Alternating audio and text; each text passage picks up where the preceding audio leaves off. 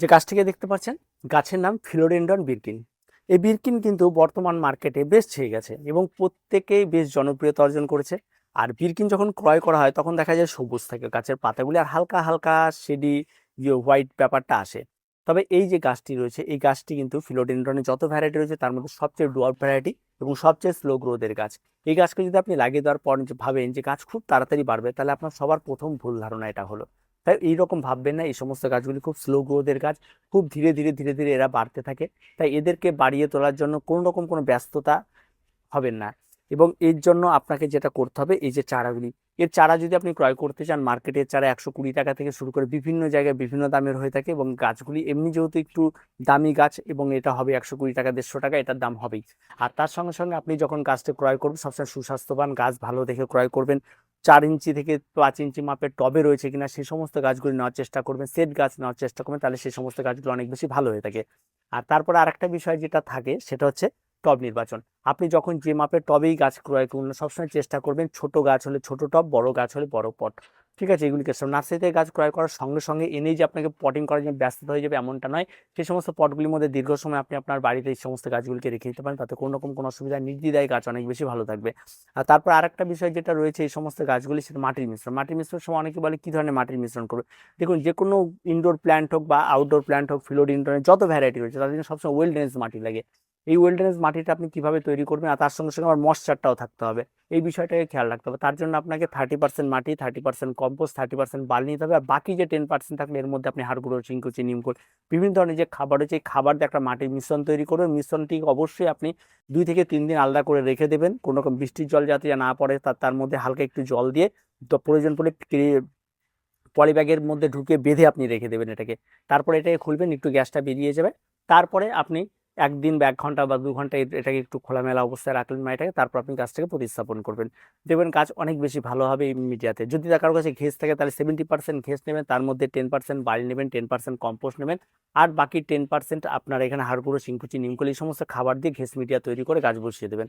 যে কোনো গাছ বসিয়ে দেওয়ার সঙ্গে সঙ্গে গাছকে রোদে রাখবেন না, মোটামুটিভাবে একটু হালকা রোদ ছায়াতে রাখবেন। তার সঙ্গে সঙ্গে রুট বল কখনোই ভাঙবেন না। এই সমস্ত গাছের রুট বল সহ বসানো যায়, সেই রুট বলটা যদি কোকোপিট হয়, কোকোপিট সহ ঘেঁষে বসিয়ে দিন, তাতে কোনো রকম অসুবিধা নেই। রুট বলটা যদি মাটির হয় তাহলে হালকা মাটি ছাড়িয়ে নিয়ে মাটি সহ বসিয়ে দিন। রুট বলটা কখনোই ভাঙবেন না। রুট বলে আঘাত করলে কিন্তু গাছ অনেকটা বেশি আঘাতপ্রাপ্ত হয় এবং অনেকটা সময় লাগে তার সেট হতে, এবং ফলবর্তীতে গাছের অনেক সময় মৃত্যু পর্যন্ত ঘটে। তাই অত ভয় পাওয়ার কোনো কিছু নেই যে রুট বল থাকলে অনেক কিছু হয়ে যাবে। তাই এই সমস্ত গাছগুলিকে একটু এইভাবে বসানোর চেষ্টা করুন, তাহলে দেখবেন গাছ অনেক বেশি ভালো হবে। গাছকে বাড়িয়ে তোলার জন্য অনেকে বলে কি খাবার দিলে গাছ খুব তাড়াতাড়ি বাড়বে। দেখুন, এই সমস্ত গাছগুলো একদম স্লো গ্রোথের গাছ। আপনি যদি মনে করেন খুব ফাস্ট তাড়াতাড়ি এই সমস্ত গাছকে বাড়িয়ে দেবে, 1 বছরের মধ্যে আমার গাছ একদম ঝাড় হয়ে যাবে, এরকম মোটেও হবে না। যে কোনো গাছকে বাড়িয়ে তোলার জন্য অবশ্যই আপনাকে ধৈর্য রাখতে হবে। তার সঙ্গে সঙ্গে এই সমস্ত গাছে বারবার করে গাছে খাবার প্রয়োগ করে কোনো লাভ নেই। যে গাছটা গ্রোথ স্লো তাকে খাবার দিয়ে গ্রোথ ফাস্ট করতে পারবেন না। তাই ওই রকম ভাবার কোনো কিছু নেই। গাছটি ডোয়ার্ফ ভ্যারাইটির হয়ে থাকে। বর্তমান যত ভ্যারাইটি রয়েছে, যতগুলি নতুন বিরকিন আপনারা ক্রয় করতেন, সেগুলো ড্রপ ভ্যারাইটির গাছ। সেগুলো অন্যান্য ফিলোডেন্ড্রনের মতো অনেক বড় পাতা হবে, সেমনটা চট করে হবে না, অনেক সময় নেবে সেই সমস্ত কিছু হতে। আর তার সঙ্গে সঙ্গে এই সমস্ত গাছে খাবার যদি রাসায়নিক খাবার এনপিকে 20-20-20 বা 15-15-15 যে কোনো কিছু থাকে লিকুইড সয়েলেবল, সেটা যদি জলে গুঁড়িয়ে আপনি মাসে একবার বা 15 দিনে একবার স্প্রে করেন, তাহলে খুব ভালো কাজ করে। আর তেমন কোনো রকম কোনো কিছু লাগেই না এই সমস্ত গাছগুলি পরিচর্যা। আর মিক্স খাবার গাছে গুঁড়াই দিলে কি হয়, বেশ জল ধরে খুব তাড়াতাড়ি, ফলে গাছ গোড়া পচে যাওয়ার একটা সম্ভাবনা থাকে বর্ষাকাল আসলে। তাই সেই সমস্ত খাবারের দিকে ধ্যান না দিয়ে বারবার করে খাবার প্রয়োগ করা, এই সমস্ত কিছু ভুলে যান। নর্মাল গাছ করুন, দেখবেন গাছ অনেক বেশি ভালো হবে এবং আপনার গাছ দেখার মতো হবে। আর তার সঙ্গে সঙ্গে অবশ্যই আরেকটা বিষয় যেটা থাকে, সেটা এই সমস্ত গাছগুলি কোথায় রাখবেন। এই সমস্ত গাছগুলির জন্য কড়া সূর্যালোক একদম পছন্দ করে না। সূর্যালোক কড়া লাগলে এই সমস্ত পাতাগুলি ফেড হয়ে যায়, পাতা পুড়ে যায়, এই সমস্ত ব্যাপারগুলি থাকে। প্রচণ্ড বৃষ্টির জলেরা ভীষণভাবে পছন্দ করে। আপনি যদি মনে করেন যে আমি বৃষ্টিতেই রাখবো না, তাহলে হবে না। যখন বৃষ্টি পড়বে একটু বৃষ্টির জল খাওয়াবেন 1 ঘন্টা 1.5 ঘন্টা। যদি টানা প্রতিদিন বৃষ্টি হচ্ছে, টানা 7 দিন 10 দিন, সেক্ষেত্রে গাছের সমস্যা হতে পারে, সেক্ষেত্রে একটু ভেতরে রাখলেন। কিন্তু বাকি টাইমগুলো যেটা রয়েছে, মনে করে এই সময় মাঝখানে হঠাৎ একদিন একটু বৃষ্টি হলো, আবার থেমে গেল, রোদ উঠলো, এইরকম বৃষ্টির জলটা খুব উপযোগী, কারণ বৃষ্টির জল প্রচুর খাবার রয়েছে আর এই সমস্ত গাছের জন্য ভীষণ উপকারিতা রয়েছে। তাই বৃষ্টির জল আপনারা দিতেই পারেন, কোনো রকম কোনো অসুবিধা নেই। আর যে বিষয়টা থাকে সেটা হচ্ছে জল দেওয়ার সময় সবসময় আপনাকে খেয়াল রাখতে হবে গাছের গোড়া শুকিয়ে গেলে তবে গাছে জল প্রয়োগ করবেন, তাহলে অত্যন্ত ভালো হয়ে থাকে। এই সমস্ত গাছগুলি বারবার করে ফিলোডেন্ড্রনের এই বিরকিনে জল প্রয়োগ করলে কিন্তু গাছ নষ্ট হয়। তাই এই সমস্ত গাছগুলি না করে নর্মালভাবে গাছ করার চেষ্টা করুন, দেখবেন অনেক বেশি ভালো হবে। গাছকে এক গাদা খাবার দিলেই গাছ বাড়বে এমনটা নয়। সেসনাল প্ল্যান্ট যেগুলি রয়েছে সেগুলি যেমন খাবার দেওয়ার সঙ্গে সঙ্গে গাছের গ্রোথ, যেমন ফার্স্ট খাবার দেবেন যেমন ফার্স্ট গ্রোথ হবে, কিন্তু ইনডোর প্ল্যান্টের ক্ষেত্রে একটু ধৈর্য রাখতে হয়। প্রত্যেকটা গাছ ধীরে ধীরে ধীরে ধীরে আপনার বাগানে তৈরি হবে, আর ধীরে ধীরে ধীরে ধীরে আপনি তাদের দেখতে পাবেন। তাই একটু চেষ্টা করবেন স্লো গ্রোথের গাছগুলিকে দেখার, বা একে ফাস্ট গ্রোথের বানিয়ে দেওয়ার চেষ্টা করবেন না। প্রচুর এর ভ্যারাইটি বর্তমানে পাওয়া যাচ্ছে, আর নতুন নতুনই পাবেন। আর এই সমস্ত গাছগুলি কিন্তু চট করে আপনার নষ্ট হবে না, এইসব বিষয় রয়েছে। আর আরেকটা বিষয় থেকে রোগ পোকামাকড়, দেখুন এই সমস্ত গাছে আজ পর্যন্ত আমার গাছে রোগ পোকামাকড় কোনো কিছু হয়নি, না কোনো পোকার আক্রমণ ঘটেছে, না কোনো ফাঙ্গালের আক্রমণ ঘটেছে, কোনো কিছু ঘটেনি। তারপরেও বাড়তি অ্যান্টি ফাঙ্গাল কখনোই স্প্রে করবে না। যখন আপনি পেস্টিসাইড অন্যান্য গাছে যখন স্প্রে করেন, সমস্ত বাগানে করেন, তখন একবার করে দেবেন, তাতেই যথেষ্ট। আর তেমন কোনো কিছু লাগে না, খুব সহজ সরল পরিচর্যার একটি গাছ। এবং গাছটা যেমন মানে ফিলোডেন্ড্রন একটা লাকি প্ল্যান্ট, আপনার ঘরে এই সমস্ত গাছগুলো থাকবে, যেমন বাতাস পরিষ্কার করবে, তার সঙ্গে সঙ্গে আপনার মনে সবসময় একটা শান্তি বিষয়টা থাকবেই। আর ফিলোডেন্ড্রন যেমন নিজে একটা শান্ত গাছ, তার সঙ্গে সঙ্গে বাড়িতে শান্তি অবশ্যই বজায় রাখবে। তাই ফিলোডেন্ড্রন কম বেশি প্রত্যেকে করার চেষ্টা করুন, দেখবেন এই গাছগুলি কিন্তু অত্যন্ত সুন্দর গাছ।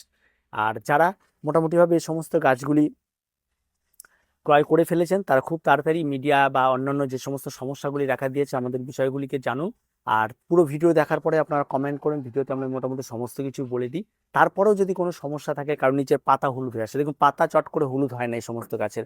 যদি হলুদ হয় তাহলে ভাববেন যে গোড়া কোনো সমস্যা রয়েছে, কারো হয়তো গাছের মাঝের পাতা বেরই হচ্ছে না এরকম ভাবছেন, তার মানে গাছের কোনো রকম কোনো রুটসের সমস্যা রয়েছে। তাই সেই সমস্ত বিষয়গুলি থাকলে একটু রিপোর্টিং করার চেষ্টা করবেন।